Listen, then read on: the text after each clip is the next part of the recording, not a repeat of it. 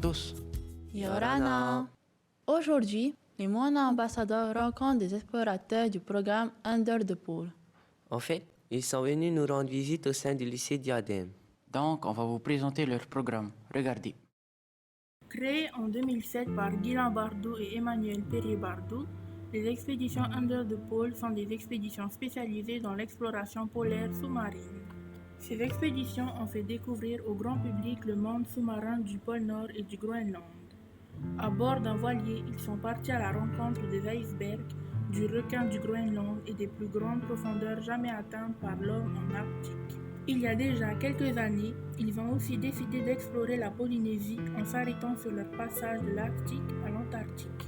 En octobre 2019, les plongeurs ont réalisé plusieurs plongées en capsule d'observation, la plus longue ayant duré 72 heures d'immersion à Moorea. La mission a permis de collecter des données pour la recherche scientifique et de faire un documentaire intitulé « On a dormi sous la mer ». Voilà pour présenter un peu l'expédition Under the Pole. Peu de temps après leur arrivée en Polynésie, ils sont venus nous rendre visite au lycée Diadème. Après avoir vu des images de leur expédition, nous avons voulu leur poser des questions. On a pu découvrir plein de choses sur la mission précédente. Regardez ces extraits en images. Lors de leur passage au lycée Diadème, nous avions découvert le documentaire de leur première mission à Makatea. Nous leur avions posé quelques questions sur leur parcours et sur leur mission à venir. Comment êtes-vous devenu explorateur? Alors, c'est pas un vrai métier aujourd'hui, explorateur, mais depuis aussi longtemps que je me souvienne, moi j'étais passionnée par la mer, les océans, et j'ai cherché un moyen de travailler en rapport avec la mer, et le moyen que j'ai trouvé assez rapidement, c'était d'être monitrice de voile d'abord, et puis après j'ai travaillé pour un explorateur français qui s'appelait Jean-Louis Etienne, et avec lui j'ai eu la chance d'apprendre comment on faisait une expédition, comment on montait une expédition, l'état d'esprit aussi dans lequel il fallait être. Et puis quand on s'est rencontré avec Guylain, rapidement on a décidé d'imaginer Under the Pole parce qu'on voulait faire cette expédition au pôle Nord géographique. Et à la fin de la première expédition, on s'est dit on a envie de continuer. Et comment on va continuer? Avec un bateau pour partir plus longtemps, avec des équipes. Et en fait l'histoire, elle s'est écrite au fur et à mesure. Mais dès le départ, on avait envie d'explorer pour transmettre, pour trouver des solutions en faisant de la recherche, aider les scientifiques, sensibiliser le grand public. Et ça a toujours été le fil rouge de nos expéditions. Est-ce que c'est plus un métier ou une passion? C'est une passion qui est devenue un métier. Combien de temps de préparation vous faut-il pour une expédition? Pour monter une nouvelle expédition, à chaque fois, ça nous a pris 2 ou 3 ans pour monter l'équipe, rassembler le matériel, chercher les financements. Voilà, il faut imaginer à peu près 2 à 3 années pour préparer une expédition. Quels sont les risques de cette activité? Alors, il y a les risques de l'activité, un peu de l'association, si tu veux, qui sont principalement des risques financiers. C'est pas quelque chose, c'est pas comme un vrai métier. Il faut toujours aller chercher les financements, aller chercher l'argent pour pouvoir payer les gens, payer l'expédition. Et ça, c'est un petit peu ce qui nous met en difficulté tout le temps. C'est toujours cette recherche de financement. Après, il y a les risques sur le terrain. Les risques sur le terrain, pour nous, ils sont quand même principalement liés à la plongée. Et donc, ça peut être l'accident de décompression, la noyade. Ça peut être des incidents, mais on est tous très préparés. Et comme tu pourras le voir dans le film, ça arrive qu'il y ait des incidents, mais heureusement, comme on est bien préparé, normalement, on a le bon comportement pour que ça se termine bien. Et on a toujours tous les équipements de sécurité, un médecin, on met tout en place pour que ça se passe bien. La dernière, c'est quelle a été l'activité la plus dure pour vous? Physiquement, l'expédition la plus difficile pour nous, ça a vraiment été la première au pôle Nord géographique, parce qu'on était très éloignés de tout, c'était très difficile physiquement et très éprouvant aussi mentalement, et on souffrait beaucoup du froid. Mais c'est aussi une expédition unique au monde qui restera vraiment gravée, je pense, pour tous ceux qui l'ont fait. Quelle était votre sensation lors des sorties de l'eau au pôle Nord? En général, tu es épuisé, tu as très très froid, mais quand tu sors, ça commence à aller mieux et tu as vite envie de te réchauffer. Ça, c'est un peu des sensations physiques et en même temps, tu viens de faire... c'est un peu comme un voyage de plonger sous la banquise au pôle Nord. Tu vois des choses extraordinaires qu'on n'a pas l'habitude de voir. Et tout de suite, on a envie d'en parler. On a envie d'échanger, par exemple, avec les autres plongeurs ou avec notre équipe en surface. On a envie de leur raconter ce qui s'est passé, ce qu'on a vu, ce qu'on a pu filmer ou voir. Voilà, c'est un beau voyage un peu dans l'espace, d'une certaine manière. Quand on rentre dans l'eau, on se dépêche parce que souvent, en fait, déjà, ça prend du temps de se préparer. Ça peut prendre plusieurs dizaines de minutes, voire 1 heure, voire 2 heures. Et puis il fait froid, donc on s'équipe. L'équipe nous aide aussi, parce qu'on a du matériel lourd et encombrant. Et puis quand tout le monde est prêt, on y va. Avez-vous déjà croisé des ours blancs au pôle Nord Au pôle Nord géographique ou au cœur de l'océan Arctique, tu vois, vraiment sur la banquise de l'océan, non, on a vu des traces. Et par contre, au Groenland ou au Canada, on en a vu plusieurs fois, ouais, beaucoup. Des jeunes, des mamans avec des bébés, des jeunes qui jouent, des gros mâles solitaires. On en a vu à plusieurs reprises. Et c'est toujours une rencontre extraordinaire. C'est des animaux sauvages qui peuvent être dangereux. C'est des vrais prédateurs.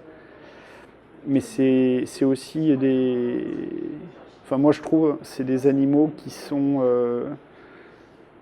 grandioses à observer et qui symbolisent vraiment la nature dans ce qu'elle a de plus fort et plus sauvage. Un peu comme ici quand on voit des grands requins solitaires, comme des mocarans par exemple, et qu'on a la chance de les voir de manière opportuniste, c'est des moments très forts toujours. Une chance. Une grande chance, clairement. Pourquoi avez-vous choisi Makatea? Au début, c'était une île qui n'était pas au programme, parce qu'elle n'a pas d'abri pour les bateaux, et donc c'est compliqué d'y rester longtemps. Et donc on a simplement fait une escale, et on a fait 2 plongées juste pour explorer, pour voir rapidement. Et on a découvert une grande quantité de coraux en profondeur, et qu'on éveillait un intérêt tout particulier des scientifiques, parce qu'on a vu ça nulle part ailleurs en Polynésie. Et finalement, à la fin de notre mission, on est retourné à Makatea presque 2 semaines pour étudier et en fait mener notre étude aussi en plus sur cette île-là de Makatea. Et on a fait des découvertes qui sont très originales, qu'on a vues voilà, nulle part ailleurs en Polynésie. Et là maintenant, les scientifiques ils ont commencé à travailler sur les résultats et ils aimeraient en savoir un peu plus. Donc on retourne encore à Makatea pour étudier davantage, faire de nouveaux échantillons, des mesures, cartographier un petit peu ces étendues de coraux qu'on trouve à Makatea et qui sont tout à fait originaux et différents de ce qu'on a vu ailleurs sur les autres îles de Polynésie. Est-ce que c'est pour ça que vous allez y retourner prochainement? Pendant 12 mois, en fait, on a fait un programme qui s'appelait Deep Hope. C'est le film qui va être diffusé tout à l'heure, donc vous allez pouvoir le voir. Et ce film, il raconte en fait l'étude qui a été menée sur 12 îles de la Polynésie, sur les 5 archipels, pour essayer de comprendre comment fonctionnent les récifs coralliens profonds. Et donc Makatea était une de ces îles. Mais à la différence de tout ce qu'on a vu ailleurs, il y a eu... on a découvert un champ de corail profond très important dans la zone 60-90 mètres. Et les scientifiques se demandent pourquoi. Pourquoi Makatea? Pourquoi si profond alors qu'on ne trouve pas ça ailleurs? Et donc ils ont commencé à travailler dessus. Et là, on va aller plus loin. Il y a des nouvelles questions qui se posent. Et donc on va essayer d'aller trouver des nouvelles réponses à ces questions, ou en tout cas de travailler dessus pour essayer de comprendre. Quelle est la durée moyenne de vos expéditions? En général, c'est plusieurs années. La toute première expédition, sur le terrain, ça a duré à peu près 2 mois. Donc c'était plus court. Par contre, on a travaillé 4 ans en tout sur cette mission. Et après, c'est des missions de 2 ans, 3 ans. Au Groenland, on y était 2 ans. Là, tu vois, ça fait 4 ans qu'on est parti. C'est des missions qui durent plusieurs années en général. Mais toujours, tu vois, en général, tu as 1 an et demi, 2 ans, voire 3 ans de préparation avant de partir. Après, tu as vraiment la partie terrain, là où on fait les observations, la science et tout ça. Et après, en général, il y a plusieurs années de travail en laboratoire pour les scientifiques aussi, pour traiter tout le travail qui a été fait. Quelle est la suite de votre programme? La suite, on est ici pour la dernière mission de ce grand programme qui a commencé, comme je te le disais, il y a 4 ans. On est en Polynésie, entre Tahiti, Moorea et Makatea jusqu'à début avril.